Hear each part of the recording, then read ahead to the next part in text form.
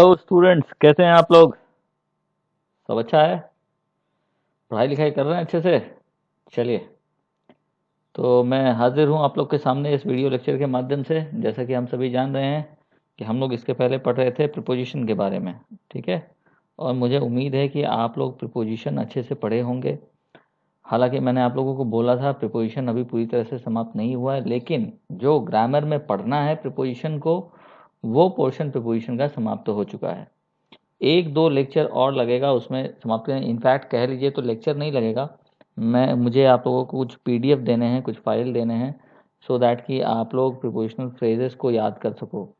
हाँ, कुछ चीज़ें बताना है मुझे प्रीपोजिशन में, वो बताना है प्रीपोजिशन में एरर कहाँ कहाँ होता है। कुछ फिक्स प्रीपोजिशन है जो किसी खास शब्द के साथ लगा रहता है, वो एक पोर्शन लेना है। तो ऐसे ही वीडियो लेक्चर के माध्यम से मैं आपको उस पोर्शन के बारे में भी पढ़ाऊँगा और बताऊंगा। ठीक है, तो लेकिन पहले मैं एक नया चैप्टर शुरू कर रहा हूँ।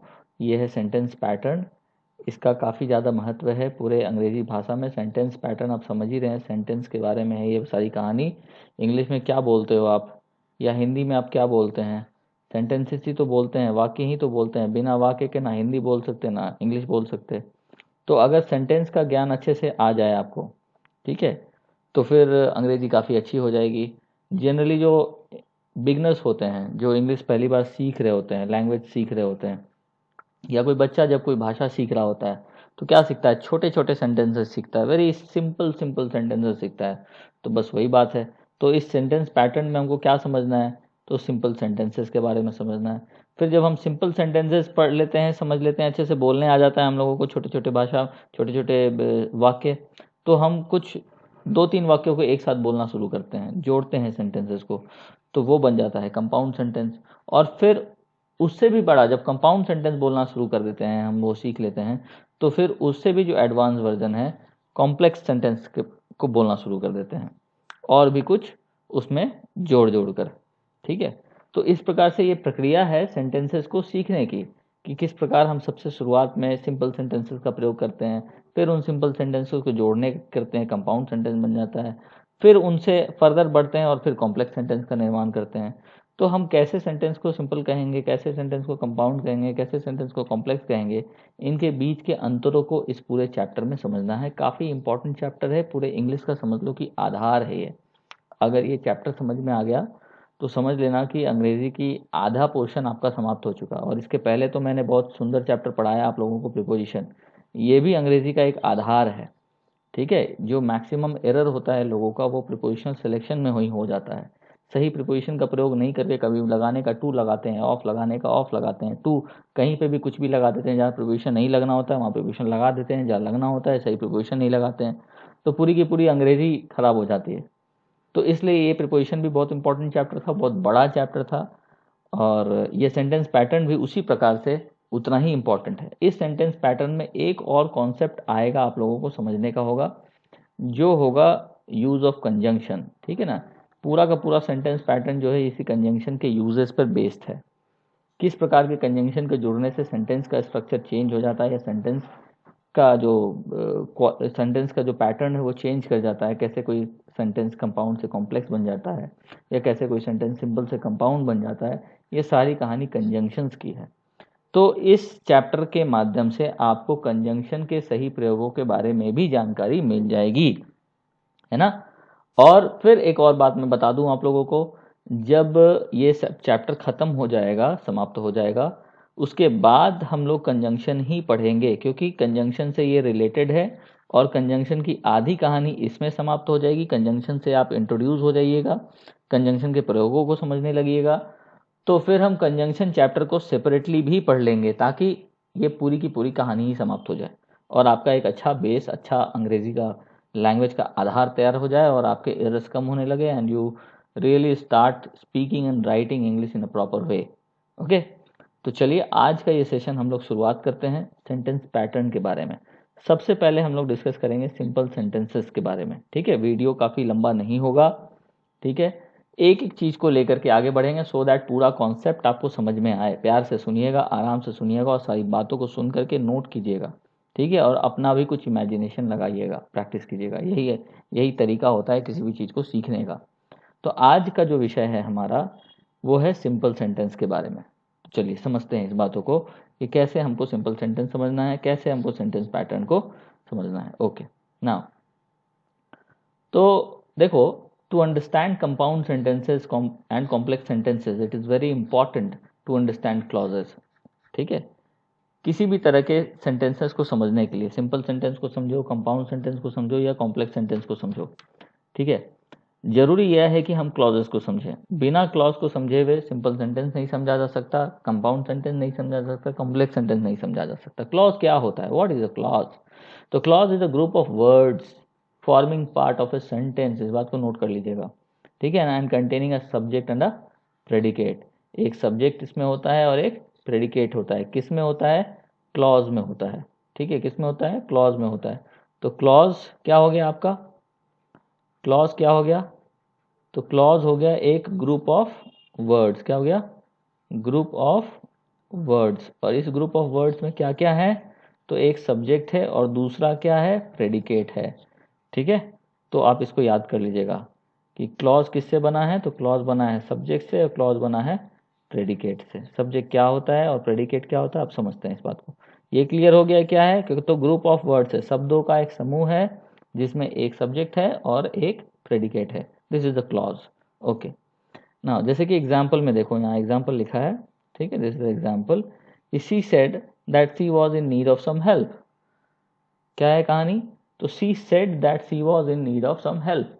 तो देखो यहाँ पर दो पार्ट में ये सेंटेंस डिवाइडेड है। पहला है शी सेड, ठीक है, दैट जो है ये बीच में आ गया है, ये इस वाले पार्ट को जोड़ने का काम कर रहा है। That she was in need of some help, तो ये एक सेंटेंस है, दूसरा ये सेंटेंस है, इन दोनों सेंटेंस को जोड़ा गया है दैट के द्वारा। ओके, तो इसलिए ये सेंटेंस दो पार्ट में डिवाइड हो गया है। पहला पार्ट बन गया शी सेड और दूसरा पार्ट बन गया दैट के साथ वाला part, that she was in need of some help. Okay, इतना क्लियर है आप लोगों को? चलिए, ये दोनों ग्रुप ऑफ वर्ड्स जो है, ये शी सेड ये भी ग्रुप ऑफ वर्ड है, दो शब्द है इसमें, और ये that she was in need of some help ये भी ग्रुप ऑफ वर्ड है। शब्दों के इतने सारे समूह हैं यहाँ पर मौजूद।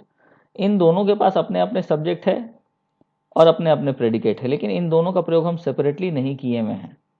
ठीक है, इंडिपेंडेंटली नहीं किया गया है। ये दोनों के दोनों जो है, ये पहला वाला और ये दूसरा वाला, ये दोनों ही एक ऊपर वाले सेंटेंस के क्या हैं? पार्ट हैं। ओके, ये क्लियर है कि ये दोनों जो सेपरेट पार्ट निकला है, ये कहाँ से निकला है? तो ऊपर वाले सेंटेंस से निकला, और यही दोनों सेंटेंस मिल करके ये ऊपर वाला सेंटेंस का निर्माण यहाँ पर किया गया है। इस बात को समझना है। ओके, तो एक तरह से क्या हो गया, ये एक क्लॉज हो गया और दूसरा ये एक क्लॉज हो गया। ये दोनों क्लॉज मिल करके इस सेंटेंस का निर्माण यहाँ पर किए हुए हैं। समझ गए? ठीक है, ये पहला क्लॉज और ये दूसरा क्लॉज। ओके, चलिए अब आगे बढ़ते हैं। अब काइंड्स ऑफ क्लॉजेस। ठीक, काइंड्स ऑफ क्लॉजेज में पहला होता है प्रिंसिपल क्लॉज या मेन क्लॉज, और दूसरा होता है सबऑर्डिनेट क्लॉज या डिपेंडेंट क्लॉज। ठीक है, अब प्रिंसिपल क्लॉज क्या होता है इसको समझना जरूरी है। What is the principal clause? ठीक है, the clause which contains the main verb, important to be noted over here, the clause which contains main verb of the sentence. किसी भी वाक्य का जिसमें मुख्य क्रिया शामिल हो, ठीक है ना, उसको हम क्या बोलते हैं? प्रिंसिपल क्लॉज बोलते हैं या फिर मेन क्लॉज बोलते हैं, मुख्य क्लॉज। ठीक है, वाक्यांश। क्लॉज का हिंदी होता है वाक्यांश। ठीक है, ये क्लियर कर लीजिएगा इस बात को, यहाँ पे फिर कंफ्यूजन नहीं होना चाहिए किसी को भी कि clause which contains the main verb of the sentence is called a principal clause और मेन क्लॉज। दूसरा फीचर इसका क्या होता है? It has a complete meaning. ये प्रिंसिपल क्लॉज का जो मीनिंग होता है वो स्पष्ट होता है। ठीक है, इसमें कहीं से कोई डाउट नहीं है। और फिर it can be used separately without being a part of the given sentences. और चूंकि मीनिंग कंप्लीट है तो हम गिवन सेंटेंसेस को सेंटेंसेस से उसको एक्सट्रैक्ट करके, उसको बाहर निकाल कर हम उसका सेपरेट यूज भी कर सकते हैं। जैसे कि पुराने वाले सेंटेंस में, इसके पहले जो एग्जाम्पल हमने लिखा यहाँ पर और इसको यहाँ पर डिवाइड कर दिया हमने, ठीक है, सी सेड में और ये प्रेडिकेट वाले पार्ट में। तो इसमें ये जो क्लॉज है इसका अपना एक सब्जेक्ट मौजूद है यहाँ पर शी, लेकिन ये पूरा जो शी सेड है ये एक सेपरेट सेंटेंस हो सकता है। क्यों? क्योंकि सब्जेक्ट प्लस वर्ब इस क्राइटेरिया को ये पूरा कर रहा है, फुलफिल कर रहा है। कोई एक्स्ट्रा कुछ नहीं लगा हुआ है जिसके कारण इसका मीनिंग स्पष्ट नहीं हो पा रहा है। ये कंप्लीट एक सेंटेंस है, सी सेड उसने कहा, बस हो गया, बात खत्म है। उसने कहा, सवाल पूछेगा किसने कहा, तो उसने कहा, तो ये अपने आप में एक पूरा सेंटेंस है और मीनिंग इसका क्लियर है। तो कहीं पे भी दूसरे जगह पर इसका इंडिपेंडेंटली प्रयोग हम कर सकते हैं इस सेंटेंस के अतिरिक्त भी।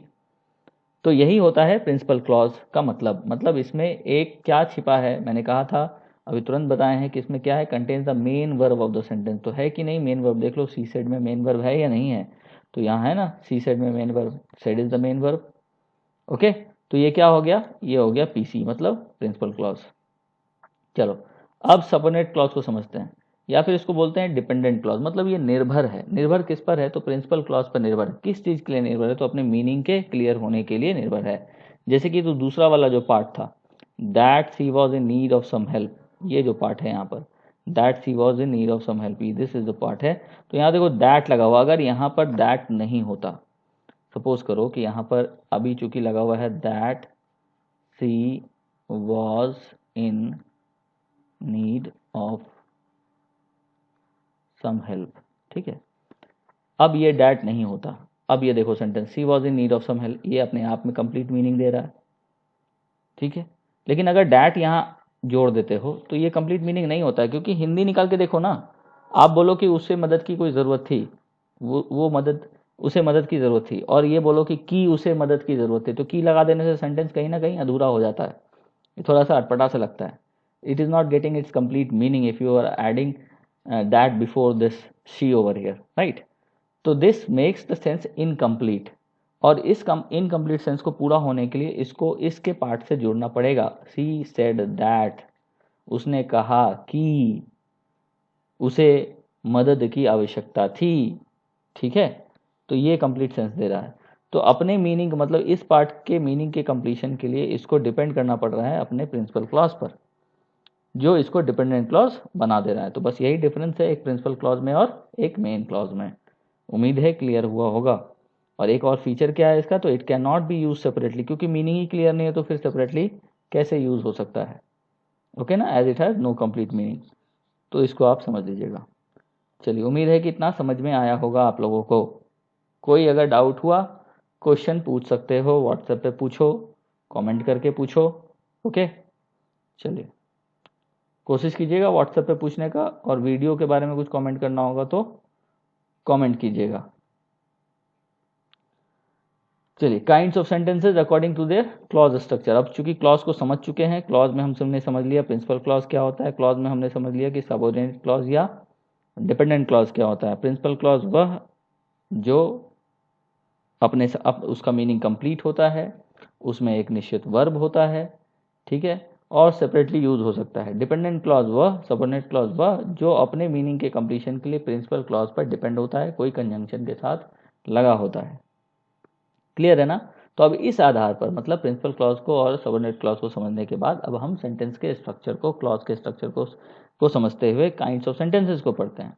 तो इसके आधार पर, क्लॉज के स्ट्रक्चर के आधार पर मुख्यतः सेंटेंसेस इस कैटेगरी में बांटे गए हैं। पहला है सिंपल सेंटेंसेस, दूसरा है कंपाउंड सेंटेंस, तीसरा है कॉम्प्लेक्स कंपाउंड, और यहाँ ई नहीं होगा, यहाँ डी है, और चौथे में है कंपाउंड कॉम्प्लेक्स सेंटेंस। तो ये 4 प्रकार है सेंटेंसेस के क्लॉज स्ट्रक्चर पर आधारित, ठीक है। Simple sentence, compound sentence, complex sentence और कंपाउंड कॉम्प्लेक्स सेंटेंस। इस बात को आप नोट कर लीजिएगा। आज पढ़ेंगे हम लोग सिंपल सेंटेंस के कॉन्सेप्ट को क्लियर कर लेते हैं। तो इसका डेफिनेशन पहले समझते हैं कि the sentence which has one subject, the sentence which has one subject and one finite verb is called a simple sentence, ठीक है। एक ऐसा सेंटेंस जिसमें एक सब्जेक्ट और एक फाइनाइट वर्ब होता है, उसको हम सिंपल सेंटेंस कहते हैं। जैसे कि उदाहरण में समझते हैं, द डॉग बार्क्स, ये एक सेंटेंस है। तो एक सब्जेक्ट यहाँ दिख रहा है और बार्क्स ये इसका प्रेडिकेट दिख रहा है। डॉग क्या हो गया, सब्जेक्ट हो गया, और बार्क्स क्या हो गया, इसका प्रेडिकेट पार्ट हो गया। दूसरा सेंटेंस है she goes to walk daily, तो शी क्या है, सब्जेक्ट पार्ट है, और गोज टू वॉक डेली जो है ये कौन सा पार्ट है, ये प्रेडिकेट पार्ट है, ठीक है। उसी तरह से तीसरा एग्जाम्पल समझ, the earth moves around the sun, तो द अर्थ क्या है, ये सब्जेक्ट है, और मूव्स अराउंड द सन क्या हो गया, तो प्रेडिकेट हो गया। तो this is the way you can understand about subject and the predicate. Subject तो क्या होता है, कर्ता होता है, जानते ही हो कर्ता होता है, कर्ता मतलब कि जो क्रिया को करता है, जिस पर वर्ब डिपेंड करता है, जिसके लिए वर्ब का प्रयोग किया जाता है। ठीक है, कर्ता निकालने के लिए वर्ब को देखो, वर्ब समझ में आ जाएगा तो कर्ता अपने आप समझ में। ये जैसे बात है भूखना, कौन भूखता है, तो कुत्ता, तो dog is the subject. She goes to walk, तो ये गो करने का मतलब जाने का काम कौन करता है, तो शी करती है, तो she is the subject. Earth moves, ये मूव कौन करता है, तो अर्थ करता है, तो the earth is the subject. And rest जो बच जाता है सब्जेक्ट को छोड़ करके, वो क्या हो जाता है, प्रेडिकेट हो जाता है। ओके, तो इस आधार पर क्या समझे हम, कि सेंटेंस जिसके पास एक सब्जेक्ट है और एक फाइनाइट वर्ब है।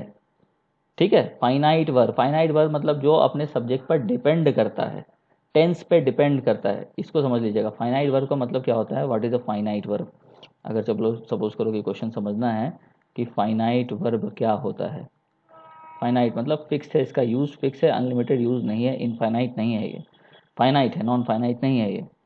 ठीक है ना, तो ये डिपेंड करता है अपने सब्जेक्ट के ऊपर और अपने टेंस के ऊपर। जैसे उदाहरण के लिए अगर राम रखेंगे और वॉक कोई अगर वर्ब है, तो देखो ये राम के साथ ये वॉक्स हो जाएगा। लेकिन अगर सब्जेक्ट दे है, तो ये दे के साथ यही वॉक शब्द वॉक आएगा सिंपल प्रेजेंट टेंस में, या पास्ट टेंस में यूज करोगे तो दे वॉक्ड हो जाएगा। तो इस प्रकार हम देख रहे हैं अगर सब्जेक्ट चेंज कर रहा है या इसका टेंस चेंज कर रहा है, तो वर्ब भी चेंज कर जा रहा है, मतलब ये सीमित प्रयोग हो रहा है इसका, नॉन फाइनाइट तरीके से इनफाइनाइट यूज, असीमित प्रयोग नहीं है इसका, सीमित प्रयोग है, इसलिए इसको हम फाइनाइट वर्ब बोलते हैं। ठीक है ना, ये क्लियर हो गया होगा, उम्मीद है मुझे। चलिए, तो इसी तरह से ये समझ लेना है कि एक सब्जेक्ट हो और एक फाइनाइट वर्ब हो, मतलब वैसा सेंटेंस क्या होगा, सिंपल सेंटेंस होगा। मैंने एग्जाम्पल में ये 3 एग्जाम्पल देके आपको समझाने का प्रयास किया है। चलिए अब आगे बढ़ते हैं। उसके बाद है, it can also be said that a sentence which has only one subject and one predicate is called simple sentence. दूसरी भाषा में हम क्या कह रहे हैं, पहला भाषा में तो हम यहाँ पे कह दिए कि वैसा सेंटेंस जिसके पास एक सब्जेक्ट है और एक फाइनाइट वर्ब है, वह है आपका सिंपल सेंटेंस। लेकिन इसमें फिर देखो कि इसमें एक सब्जेक्ट है और बाकी जो बच गया वो तो प्रेडिकेट भी तो है, तो इस आधार पर हम ये भी तो कह सकते हैं ना कि जिसमें एक सब्जेक्ट हो और एक प्रेडिकेट हो वह भी सिंपल सेंटेंस है। Yes, definitely it is. तो इस वजह से हम ये भी समझ लेते हैं। इस डेफिनेशन के अलावा एक और डेफिनेशन जानते हैं कि वे एक और कैरेक्टर जानते हैं सिंपल सेंटेंसेस का, कि वैसे सेंटेंस जिसमें एक सब्जेक्ट और एक प्रेडिकेट हो उसको हम सिंपल सेंटेंस बोलते हैं। ओके, चलो दूसरा पॉइंट पर थोड़ा गौर करते हैं हम लोग कि the other thing which can be noted from the examples is that the sentences contain only one clause and that clause is the principal clause. है ना, क्या आपने इस बात को गौर किया, यहाँ पर पीछे वाले चीज़ों में गौर कर पाए, नहीं कर पाए हो, चलो ठीक है कोई बात नहीं, हम लोग अभी गौर करके दिखाते हैं। क्या बोले कि देखो मैं पढ़ाता हूँ आपको, फिर से बताता हूँ कि दूसरी बातें जो यहाँ पर नोट किया जा सकता था पिछले एग्जाम्पल से, वही है कि जो सेंटेंसेस दिए गए हैं, सारे के सारे एग्जाम्पल्स जो दिए गए हैं, उसमें सिर्फ एक ही क्लॉज मौजूद है, और वो क्लॉज कौन सा क्लॉज है, प्रिंसिपल क्लॉज है। और प्रिंसिपल क्लॉज के बारे में मैंने क्या कहा था, इसके पास एक सब्जेक्ट है और इसका एक अपना वर्ब होता है, बस दैट्स इट, और इसका अपना मीनिंग स्पष्ट होता है, यही होता है प्रिंसिपल क्लॉज। तो पिछले सारे एग्जाम्पल में ये कैरेक्टर हमको शो हो रहा है। कैसे हो रहा है, देखो, द डॉग बार्क्स, सब्जेक्ट है, यहाँ पे वर्ब मौजूद है, इसके पास वर्ब है, मीनिंग क्लियर है, तो एक प्रिंसिपल क्लॉज है, सेंटेंस खत्म हो गया। She goes to walk daily, ठीक है, गोज एक वर्ब है, शी सब्जेक्ट है, सेंटेंस यहाँ खत्म हो गया है, दूसरा कुछ नहीं लगा इसमें, मीनिंग क्लियर है, गोज टू वॉक डेली। ठीक है, the earth moves around the sun, moves एक वर्ब है, ठीक है, अर्थ सब्जेक्ट हो गया। ओके, तो ये तीनों के तीनों क्या हो गए, तीनों के मीनिंग क्लियर है, तीनों के पास अपना वर्ब है, तीनों के पास अपना सब्जेक्ट है, दैट्स इट। मतलब तीनों के तीनों प्रिंसिपल क्लॉज है अपने आप में, ये किसी कंजंक्शन से नहीं जुड़े हैं, इनको डिपेंड होने के लिए, अपने मीनिंग के कंप्लीशन के लिए दूसरे क्लॉज पे डिपेंड होना नहीं पड़ रहा है। Then what does it mean, then it means that ये सारे के सारे चीज क्या हो गए, प्रिंसिपल क्लॉज हो गए। ओके, तीनों में एक ही क्लॉज है और वो क्लॉज कौन सा है, प्रिंसिपल क्लॉज है। तो इसका मतलब ये निकल के सामने आता है कि it can be further said that a simple sentence has single main clause. तो इसको भी नोट कर लीजिएगा, this is also one of the characters of simple sentence. पहला कैरेक्टर क्या निकल के सामने आया? पहला कैरेक्टर निकल के आया कि भाई सेंटेंस के पास, सिंपल सेंटेंस के पास एक सब्जेक्ट और एक फाइनाइट वर्ब होगा। दूसरा कैरेक्टर हमको क्या निकल के सामने आता है? तो इसके पास वन सब्जेक्ट और वन प्रेडिकेट होगा। और तीसरा कैरेक्टर क्या निकल के आता है कि सिंपल सेंटेंस हैज व सिंगल मेन क्लॉज, कि सिंपल सेंटेंस के पास एक ही प्रिंसिपल क्लॉज होगा। बस बात खत्म है। तो ये तीन बातों को सिंपल सेंटेंस के बारे में जरूर नोट कर लीजिएगा, दिमाग में रख लीजिए, बार बार सुनिएगा, समझ में आ जाएगा। ठीक है, ओके। अब एक नोट करके हम लोग पढ़ते हैं इस बात को। कुछ और बातें भी हैं जो हमको समझना बहुत ज़रूरी है, इसको ज़रूर नोट कीजिएगा। नोट है, ये तीन कॉन्सेप्ट को समझने के बाद एक फर्दर नेक्स्ट कॉन्सेप्ट हम समझते हैं कि a simple sentence may have more than one subject. Note कीजिएगा, मैं more than one principal clause नहीं बोल रहा हूँ, मैं बोल रहा हूँ मोर देन वन सब्जेक्ट। मतलब प्रिंसिपल क्लॉज भले ही एक होगा, लेकिन उस प्रिंसिपल क्लॉज में एक से ज़्यादा सब्जेक्ट हो सकते हैं और वो सब्जेक्ट एंड से जुड़े हुए होंगे। लेकिन फाइनाइट वर्ब एक ही होगा, ये इंपॉर्टेंट। अगर फाइनाइट वर्ब दो हो गया तो फिर समझो कि मामला गड़बड़ हो गया। फाइनाइट वर्ब जो होना चाहिए वो एक ही होना चाहिए, सब्जेक्ट भले ही दो हो। ओके, चलो इसको बात को एग्जाम्पल से समझते हैं। कैसे समझते हैं? तो देखो, पहला एग्जाम्पल यहाँ दिया है, सीता एंड गीता, एंड यहाँ भी लगा हुआ है आर फ्रेंड्स। ठीक है, मतलब क्या हुआ कि सीता एक सब्जेक्ट, गीता दूसरी सब्जेक्ट, दोनों के दोनों एंड से जुड़े हुए हैं, लेकिन आर फ्रेंड वर्ब एक ही है ना। इस सेंटेंस को फिर आप Sita is a friend separately नहीं लिख सकते थे, सीता इज अ फ्रेंड, ठीक है ना, और फिर लिखोगे गीता इज अ फ्रेंड, कोई मतलब नहीं निकलता इस बात का। Sita is a friend and Gita is a friend, तो इससे ये साबित नहीं हो रहा कि Sita and Gita are friends. तो अलग नहीं कर पा रहे हो इस चीज़ को सेंटेंस में से। इसका मतलब ये एक प्रिंसिपल क्लॉज हो गया जिसमें दो सब्जेक्ट है और इन दोनों सब्जेक्ट का एक ही फाइनाइट वर्ब है। इस बात को नोट कर लीजिएगा आप लोग। इसलिए ये पॉइंट बहुत ज़रूरी है आप लोग के समझने के लिए, आप लोग के कॉन्सेप्ट को समझने के लिए, कि एक से ज़्यादा सब्जेक्ट हो सकता है लेकिन फाइनाइट वर्ब एक ही होगा, प्रिंसिपल क्लॉज भी एक ही होगा, एक सब्जेक्ट होगा और एक प्रेडिकेट होगा। सबको नोट करते चलिएगा। ओके, चलिए दूसरा एग्जाम्पल के थ्रू ऐसे समझ रहे हैं कि I and Mohan read the same book, है ना। आई सब्जेक्ट है, मोहन सब्जेक्ट है, दोनों के दोनों एंड से जुड़े हुए हैं, लेकिन क्रिया एक ही है, दैट इज रीड। अब इस सेंटेंस को फिर से आप सेपरेट नहीं कर सकते थे, ये नहीं लिख सकते थे कि I read the same book, है ना, I read the same book, और फिर बोलोगे कि लिखेंगे हम कि Mohan reads the same book. ठीक है, आप इन दोनों सेंटेंस को अलग करके इसके मीनिंग को क्लियर नहीं कर सकते। इससे ये क्लियर नहीं हो रहा है कि I and Mohan read the same book. ठीक है, तो this way we are here noticing that we are able to notice that I and Mohan can not be separated, है ना, and can not be rewritten. समझ रहे हैं? तो यही कैरेक्टर है किसका? सिंपल सेंटेंसेस का, कि एक से ज़्यादा सब्जेक्ट भी हो सकता है लेकिन फाइनाइट वर्ब कितने होंगे? एक ही होंगे।